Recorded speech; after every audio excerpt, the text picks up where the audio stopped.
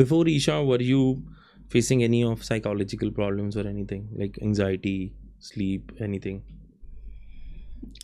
Simple issues जो लोगों की लाइफ में होते हैं, थोड़ा बहुत Why stress. I'm asking you is, most of the people, this has been a question to me as well, और आपने भी सुना होगा, तुम स्पिरिचुअलिटी में जब स्टेप इन करते हो ना, सब ठीक है, तुम सब ठीक है. तो I don't know why people doesn't look at it as an empowerment. तो मैं उस सेंस में आपसे बात करना चाह रहा था. कुछ हो रहा था, क्योंकि मेरी लाइफ में ऐसा कुछ नहीं हो रहा था. मेरी लाइफ में कुछ नहीं हो रहा था, तो मैंने ये कर लिया था. तो मैं बोर हो रहा था, और एक ही टाइम से रिडंडेंट लाइफ चल रही, तो कह लो कि बोर हो रहा था.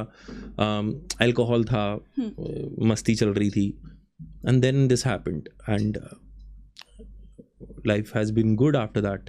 Life has been more energetic after that.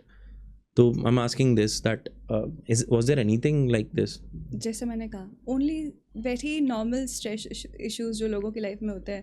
यार ये इसने ऐसा कह दिया, उसने ऐसा कह दिया, ऐसा हो गया, वैसा हो गया. सिंपल सी बात है, ऐसा कोई मेजर इशू था ही नहीं. और मेजर इशू की वजह से स्पिरिचुअल पाथ में मैंने स्टेप इन नहीं करा. And I can relate to you completely, क्योंकि simply out of somewhere Shambhavi मैंने करी, और एक पॉसिबिलिटी ओपन हो गई.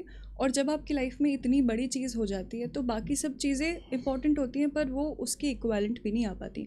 completely you have to follow that path ki what is it that touched me that day, what is it that something larger than yourself is there, and I completely want to dedicate my life into that.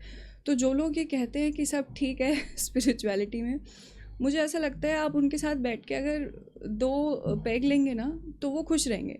अगर आप बैठ के meditation करते हैं जिससे आपको mentally, physically, emotionally, spiritually फ़ायदा हो रहा है, आपके आसपास के फैमिली वालों को फ़ायदा हो रहा है, एक एज ए सोसाइटी को फ़ायदा हो रहा है, तो वो उनको परेशानी होगी, क्योंकि यार वो अपना नहीं छोड़ पा रहे.